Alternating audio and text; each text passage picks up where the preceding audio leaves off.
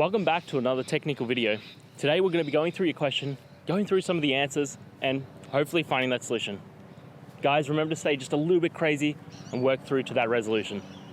Now, let's get started.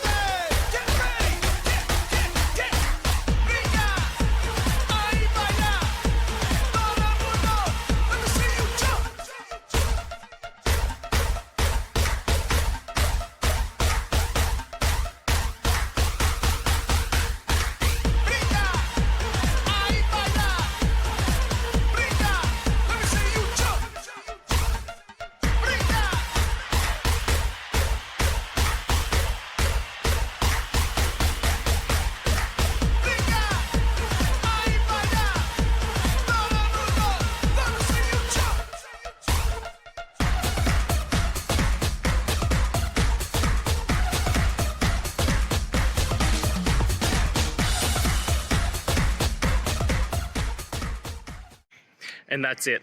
I hope that that's helped find the solution that you're looking for. And if it did, please, I'd appreciate it if you hit the subscribe button. Every time you hit it, it really helps. Now, I'll see you next time you need some technical help.